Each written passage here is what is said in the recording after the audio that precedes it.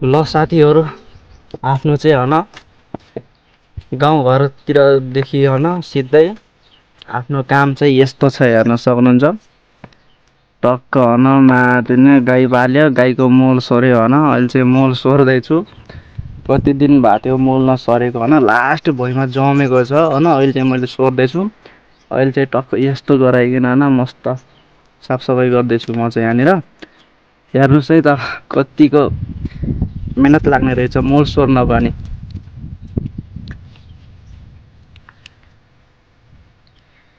तपाईँहरूले टक्क लाएर हेर्दै गर्नुहोस्।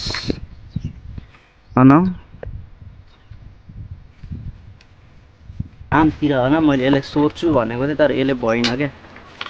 त्यही भएर अब फरुवाले सिधै फरुवाले सोधिदिने पुरा खनिदिन्छु कि खन्दैन कस्तो।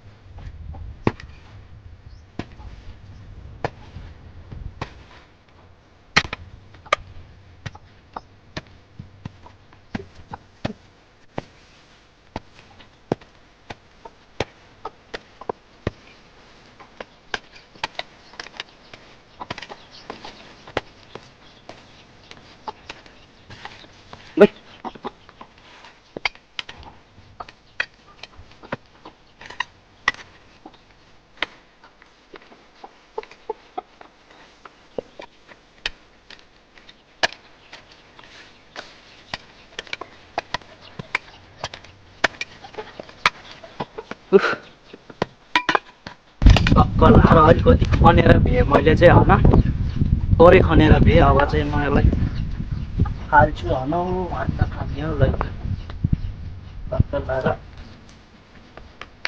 उतातिर फालिदिने मललाई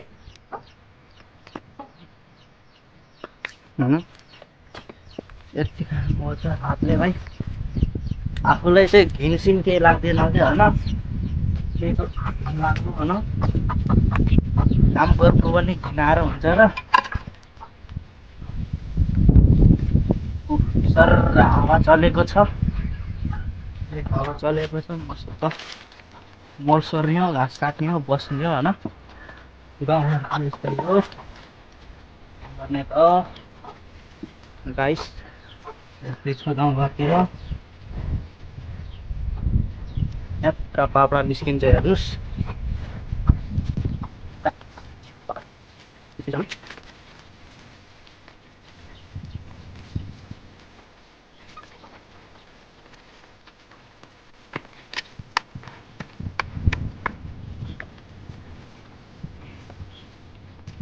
यस्तो भएको चाहिँ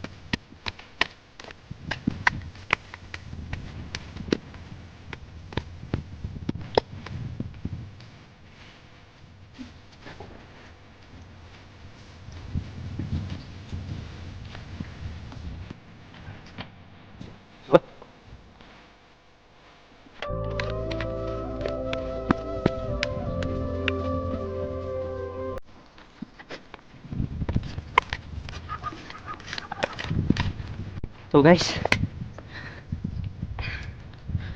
लास्ट कन्ना दुख्यो क्या।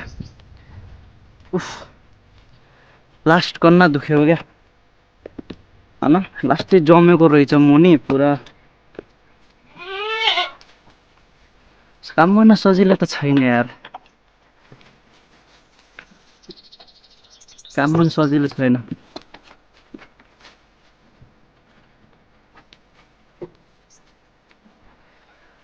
छ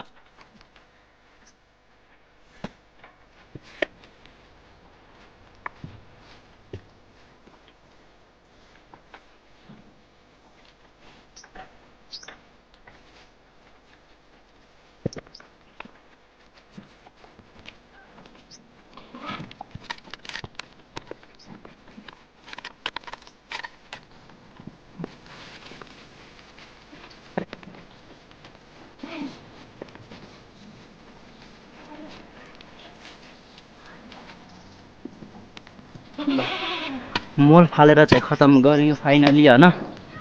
अब चाहिँ पारे एक राउन्ड झाडुलाई हानिदियो भने फिनिस काम होइन। बुझ्छ के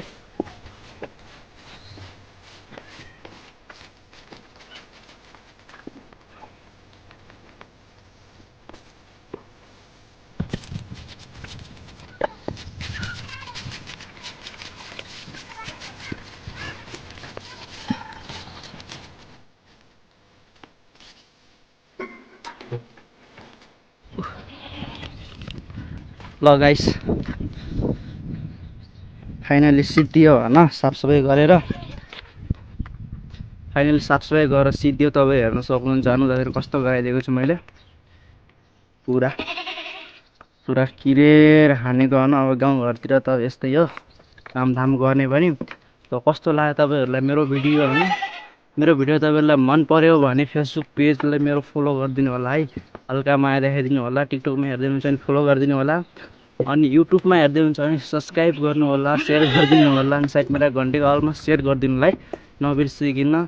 भाइलाई थोरै माया चाहिँ देखाइदिनु होला। अनि कहाँदेखि तपाईँहरू हेर्दै हुनुहुन्छ एउटा सानो कमेन्ट चाहिँ गरिदिनु होला तपाईँको गाउँको नाम। ल यही भन्दै म अहिले बिदाबारी माग्नुलाई। त बाई बाई टाटा जय नेपाल।